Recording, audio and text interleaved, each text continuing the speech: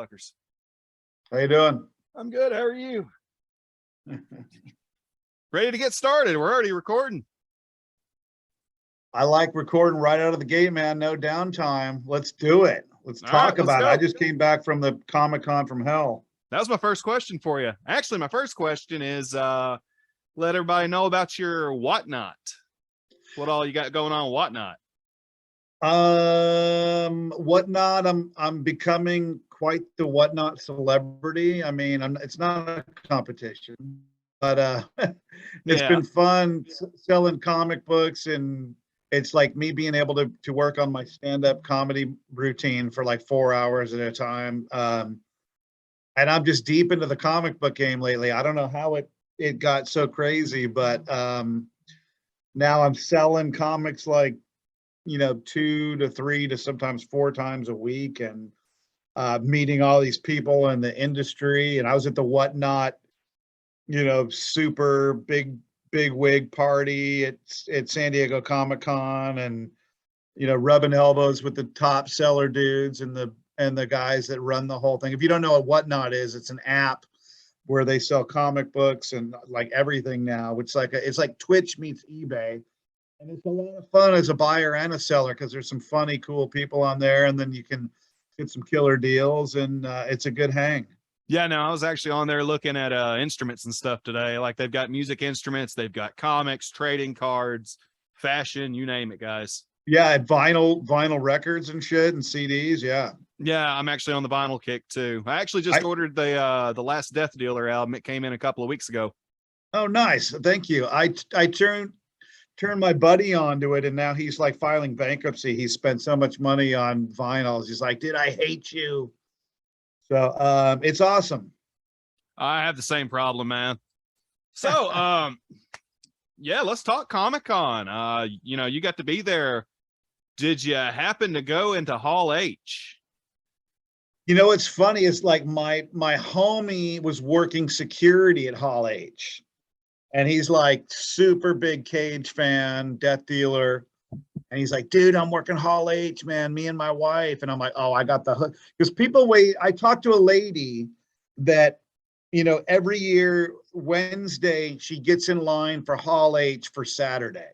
So she waits in line all Wednesday night, Thursday night, Friday night, all day and night, just so she can be front row at Hall H. So Hall H is, if people that don't know, is where they all the big Marvel stars and all the big reveals happen, and you can't get in there. There's a line like 10 Space Mountains at Disneyland long.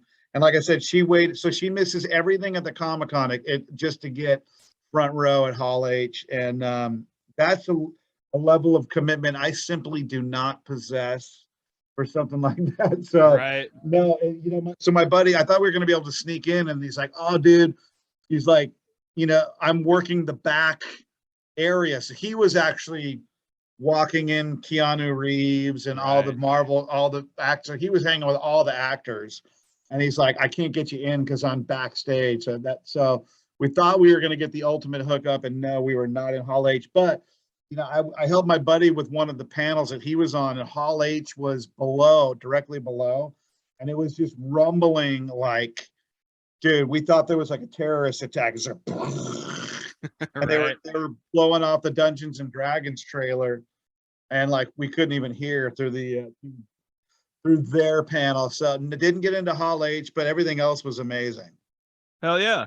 So what was some of the top finds for you? Because I know I saw some of them on Instagram, but for those who haven't seen them, what do you think your top finds were there? Well, for sure, the Avengers 1. I got the Avengers 1, and that's a big grab. And the one that I got, the guy that I got it from, I'm kind of becoming friends with now. And the guys that I'm friends with known this dude for a long time.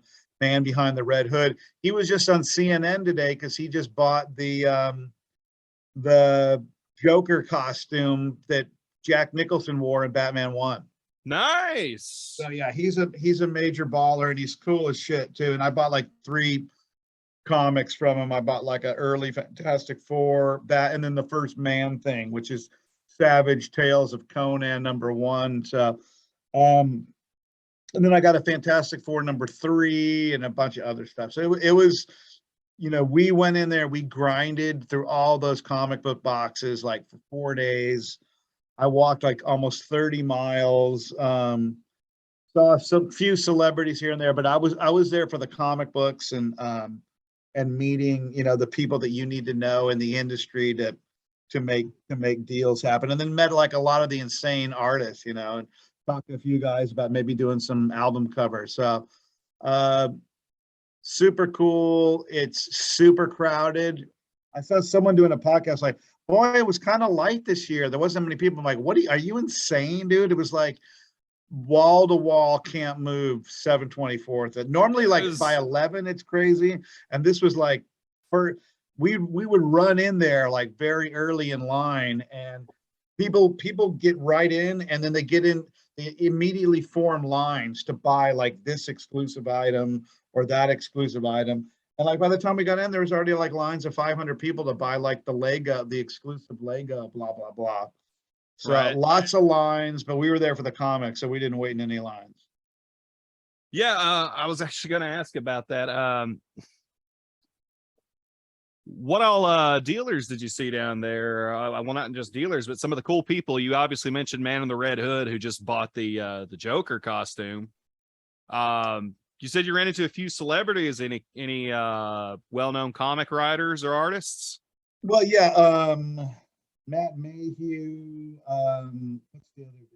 I mean, I hung with Ron Lim. I'm a big Silver Surfer fan, and talked with him about stuff. So that was cool.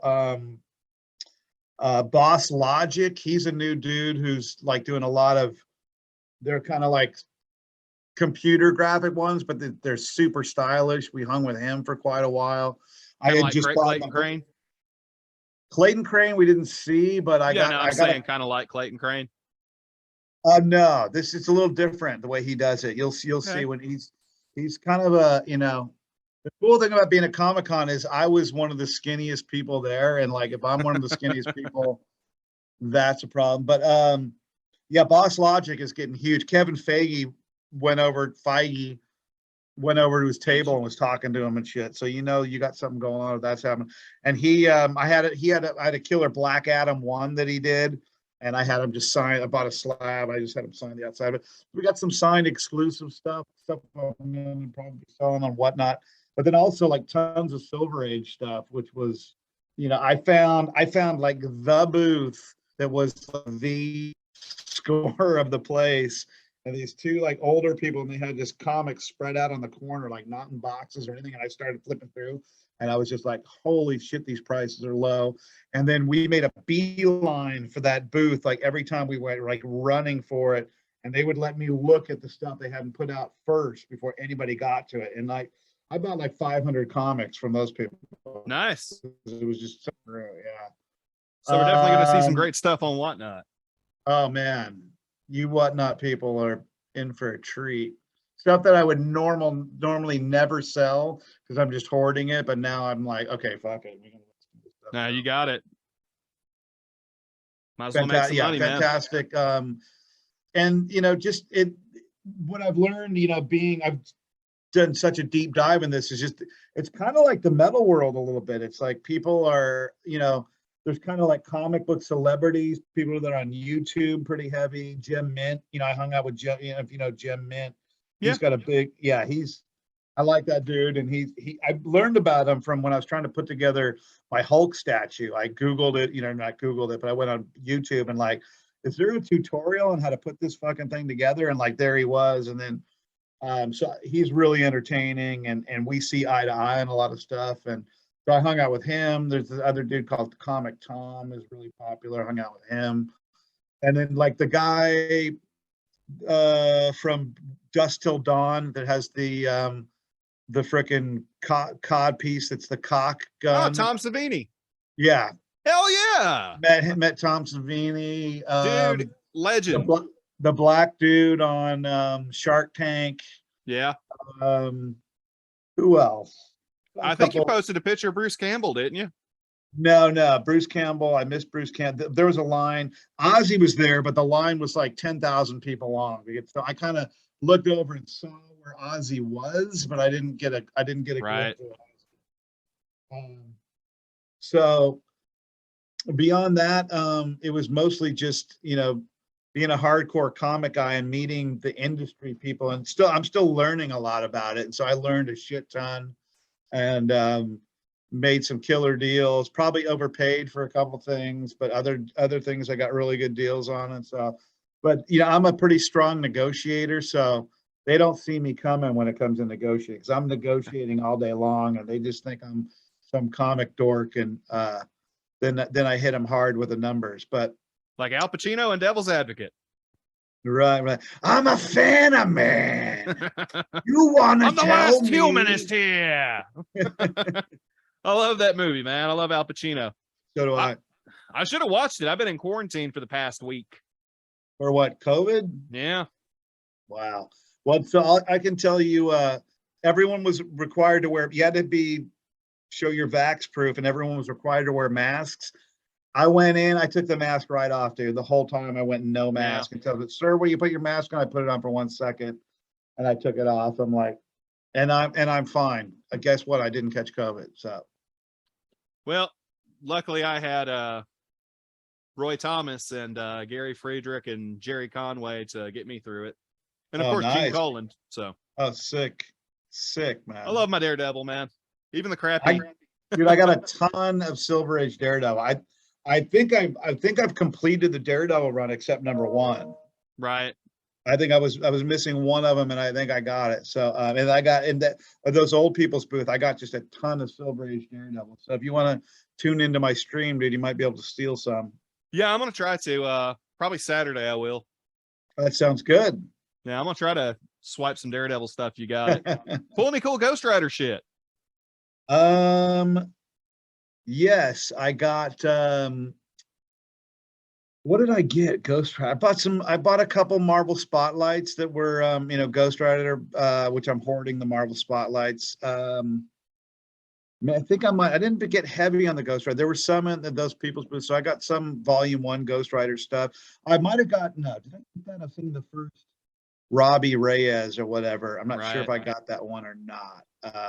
Got the first Spawn Gunslinger, first Spider-Punk, first, what's his name is Nova, the new Nova kid. I got some like minor key. I got another one that was cool. I got was the third appearance of the Green Lantern, which is an old showcase book. So that was cool. So but I'm not sure if I got, I already have most of those Ghost Riders, so I wasn't really on the big hunt for that.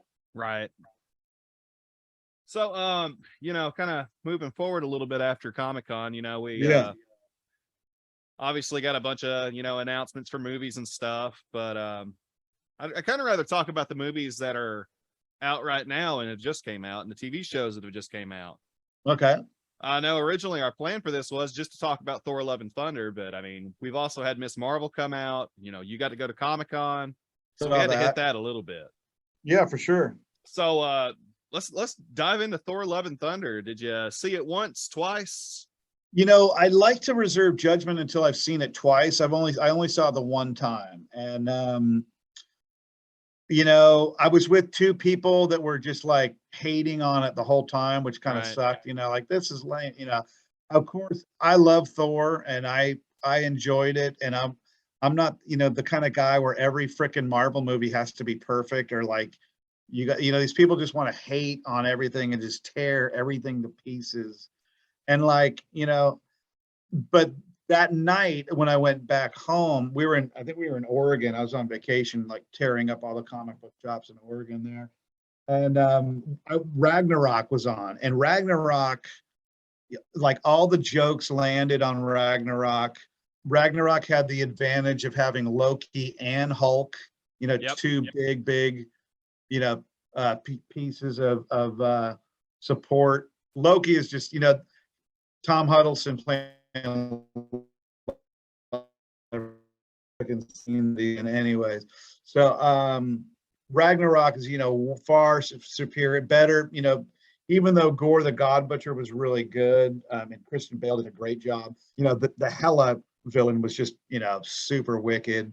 So yeah, Ragnarok just had a lot of advantages going Yeah. for it. But I enjoyed it. I didn't like the kid army at the end, you know, like, oh, let's turn them all into Thor. That was just kind of eh. Yeah. And then it would have been nice to see Gore the God Butcher Really like tear into some people more. butcher some gods, just not the first one, you know.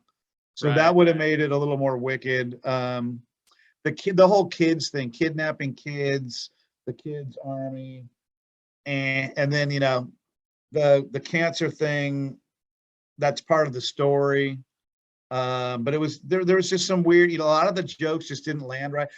Everyone loved the goats, or some people loved it. The goats were dreadful, like make my ass first time they came through. I So. fucking loved the goats. Did you love the goats? I was like, dude, the, that's straight out of the mythology. Like they actually, you know, make the sounds and shit like that in the mythology. all right. Well, I was just like, okay, man, these goats are shut these fucking goats. I fucking loved the goats.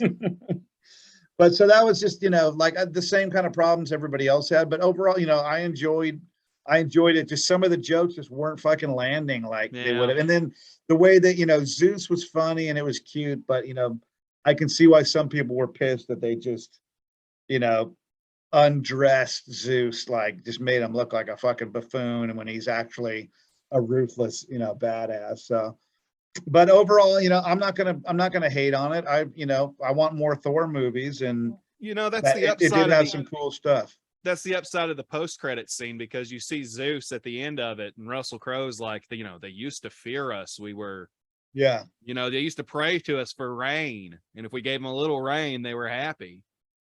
So he sent Hercules down. He's sending Hercules to come get Thor now. Yeah, exactly. And my buddy had a really cool, like, this is what they should have done. And he had a cool like premise. I'm like, fuck that. Like at the end, they should have had Magog hooking up with Gore to go fight Hercules and Thor. But anyways, I digress. Yeah, no, I sat there the whole time waiting for Hercules, because I heard him mention, I was like, well, here's Zeus. Are we going to get Hercules right now, or is it going to happen? You know, yeah. I felt a little jilted at halfway through the movie, and I still hadn't seen Hercules. I figured it was going to be a post-credit. But I expect on all those Hercules comics, to bring them on, man. I'm loaded with first appearances of Hercules or whatever we need. Yeah, no, that's one of the upsides of it. Yeah, I mean, I thought everybody did a really great job in the movie as far as the actors went. You know, obviously there were some scripting issues. I felt like the ending itself kind of was flat.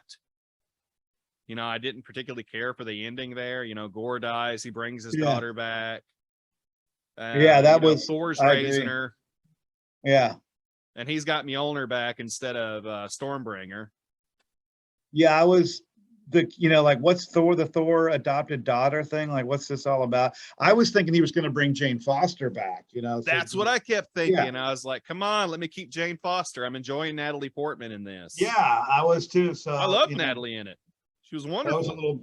That was a little bit of a disappointment, but anyways, in one of the storylines, she does die, so. Yeah. But what can you do, man? I mean, it's the multiverse. They can bring her back. Yeah. As somebody else probably. So you know, Thor kind of fell flat, but personally I watched Miss Marvel. Did you go through watching Miss Marvel? Yeah. I enjoyed Miss Marvel a lot. It's very rare that I enjoy something with that much teen drama, but I felt like it was the appropriate amount of teen drama. It wasn't like I was watching a fucking CW show. Yeah. Like I was surprised. Flash. I was surprised on how much I like Miss Marvel, you know. I know they're trying to, it seems like Marvel is trying to cover the bases, especially now with Namor and the whole Aztec thing. They're trying to get like every race represented. Like, okay, we did blacks are all excited about having Wakanda. Now, you know, the Hispanics can be stoked on the Aztec, you know, advanced society. And then they hit in, you know, the Pakistani angle, and which it was cool because I didn't really know the whole history of the India-Pakistan thing. They did kind of give you a history lesson and thing, so that was interesting. And the action was cool. It's got that one kid who was into the Badlands, which was a nice surprise. Don't think I've seen that. That show was on FX. It's like a Mad Max meets Crouching Tiger, Hidden Dragon. That's Oh, three seasons. I love that. The I'll have to check it best out. fighting scenes. It's like in the future, and like there's guns are outlawed, but they still have cars, and everyone's just like ninjas and running across the walls and ultra violent. That kid was in it, and so Sounds kind of like Fist of the North Star. it was like totally like Fist of the North Star because they got magic powers and stuff. Yeah, you should watch Not it. the crappy movie. Not the crappy movie, but the good anime and manga. Oh, the anime is amazing. Yeah, I fucking love I that played the anime. video game. I love the video game even. I never played the video game. You know, not the best, but I enjoyed it because the stuff that he would say, "You're already dead." Dude, they did have an arcade game at our bowling alley way back when I was like 19 years old, and I go in there and play that motherfucker, and you'd have to hit all these buttons to try and get the 5-finger, exploding bomb. And but yeah, Kamala Khan was cool, man. The Avengers video game was like heavily based on her character. And people are just like, okay, we gotta, and they kind of took from that video game thing a little bit of I don't know if that was from the comic how it went, but there's a little bit of the video game story was put into this, and yeah, it was cool. I mean, it was well, they definitely strayed from their origins. What's that? They did stray from her origins. You see, she's originally supposed to be an Inhuman. Right. So that was the big reveal that she's got a mutant gene, and she's got basically like Green Lantern powers instead of stretching and strong. Which, it's just really hard to do that stretch thing and make it look good. The show that's done that the best is The Incredibles. Yeah. The way they have that, it's animated, but the way they have her use the powers is really cool. So they should take some pointers from that. I mean, I was excited about the mutant reveal. I'm sure you are. Because we are obviously going to get mutants now. Well, yeah, we had Professor X, and now we have this mutant reveal. And someone had a meme of that, Grant Austin CW Flash by the Tombstone, that meme that they always show, where he's flashing the peace sign. But someone had like Inhumans, Miss Marvel, like the Inhumans were dead, but we get Black Bolt, so it'll all work out. Yeah, it feels like they're kind of trying to erase the Inhumans at this point. Well, not with Black Bolt and in the Strange movie. Yeah, maybe not. I love Black Bolt, and I'm the one that I saw the Inhumans TV show at the movie theater. They had a special movie theater presentation. That's how hardcore I am. I went and saw the first 3 episodes of the movie. That was the problem with that one was like Medusa. They cut her hair off in the first episode to take away right. Her power. Like they jumped straight into the Jai Lee run of Inhumans. Yeah, it was stupid. So that was a big fuck up. Right. Yeah, no, one of the guys that owns my local comic shop is a huge Medusa fan, and I think he about snapped over that. Yeah, just like, what season 2 of Iron Fist, they took his powers away for the whole season. Right? Yeah. Note to these comic writers, like, we don't want to see superheroes with no powers. That's not why we're here. No, we've had enough Batman movies already. I can give the viewers a tip on something really cool I watch on Netflix. It's a Netflix show. I think it was done this year, called Guardians of Freedom, I think. And it is a like B-C budget superhero thing that rips off literally every superhero. Justice League. The main guy is like a Batman guy. And there's like a Superman guy that kills himself in the beginning of the show. And then it's like a murder mystery to find out how he died and why he shot himself and all this shit. And it's cool the way they do it. It's like live action, but then they'll mix in scenes of really sick anime.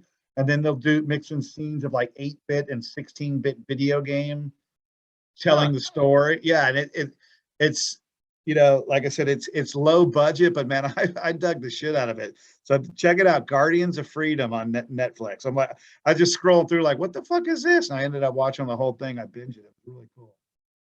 You watch more TV than me. Man, I try not to. I'm usually working on comic books or heavy metal. I mean, about the same here. It's either the podcast or writing music. Right. So, speaking of TV, did you watch The Boys' new season? Best season 1 and season 2, you know, I had the comic books. I bought The Boys #1 when it came out. So I've known about this for a long time. Season 1 and 2 were like, okay, they had their moments, but season 3 was like so freaking good. The story, I mean, just and I love Jensen Ackles anyways, because I'm a Supernatural guy, and he's great in everything he's in. And like the whole Soldier Boy thing was amazing. Them beating up Homelander was awesome. It was, you know, they go on those threads where you like, I kind of don't give a shit about, you know, Frenchie, and when Frenchie goes off and does the stuff, I'm like, I got to, especially for the first 2 seasons, like I got to sit through this. But, you know, most of it was fantastic, and I it's actually blowing really up enjoyed now. Frenchie. What's I enjoy that? the Frenchie stories, and I actually enjoy Frenchie's character. You know, just little stuff with Frenchie too, like where Mother's Milk walks in and he's like, "You gonna put that on a plate?" And he's like, "Do I use a plate to eat your mother's sweet vagine?" You know, shit like that, man. I mean, I laugh my ass off at that stuff. I love Frenchie. But I mean, compared to like when Homelander's on the screen or Butcher, it's just like, no, but I mean, it's a, you know, rise and fall kind of thing. I appreciate it's kind of like when you're reading the Game of Thrones books, and you would come up to Brienne or Sansa chapter, and you're like, oh Jesus, I got 30 pages of this to burn through before something good happens. You know what the easy solution to that is, right? Watch the show, don't read. Instead, read Elric. I have not read Elric. God, yeah, no, it's good shit. But I mean, I love Michael Moorcock's writing. Well, I mean, a lot of people do. What about, can we switch gears and talk about the Dungeons and Dragons trailer? Yeah, we got a few minutes. Go ahead and throw it on there. I love, man, I mean, Christopher Pine, funny. I think it's a cool story. They're thieves, stole something for a bad wizard. They got to make it right. I thought it looked awesome. I'm pretty pumped on. They had a Dungeons and Dragons whole thing, but the line was so big to get into it. Is at this building down the street where you went into a gelatinous cube and took photos and drank drinks and stuff. I kind of bummed I missed that. There's a big Game of Thrones building too, which cool shit going on. I missed that, but I'm stoked on the Dungeons and Dragons thing. I actually haven't watched it yet. I'm not. Oh, you haven't watched the trailer yet? Oh, it's killer. I'm not a big D&D guy in general. I've always kind of steered away from it. I was always more of a Magic the Gathering guy. So when they said they were going to do a Magic the Gathering movie, I was like, okay, I'm all for this. But now I'm so. Well, I mean, you wouldn't know if it didn't. You just said Dungeons and Dragons. There's a couple like nods to the game with some certain specific creatures. Other than that, it's just a crazy fantasy movie with, you know, tons of action. It looks really fun. Okay, well, I'll go watch the trailer. Yeah, we'll make Sean happy. I'll make sure I go watch. It's gonna be good. I mean, I'll probably wind up liking it. But hey, we're down to a minute. I'm keeping these things at like 30 minutes now, man. Cool. So, Sean, I appreciate your time again. You guys be sure and check out Sean's Whatnot. It's Hell Destroyer. Hell Destroyer Comics. Hell Destroyer Comics, yeah. And go to picture of him on a motorcycle. Go to the YouTube channel, /Steel Cartel, all kinds of killer metal videos and stuff there. And then steelcartel.com, you can get links to all the websites, Death Dealer Metal, the3tremors.com, cageheavymetal.com, and got all kinds of albums coming out, man. We got Death Dealer album coming out, 3 Tremors album coming out, Cage album coming out, and then my secret, you know, Merciful Fate King Diamond project coming out. Well, hey guys, thanks for joining us. Be sure to like and subscribe, and be sure and check out all of Sean's shit, and check out the Metal Thrashing Nerd Podcast. Peace. Thanks for having me, bro. No problem. Good times.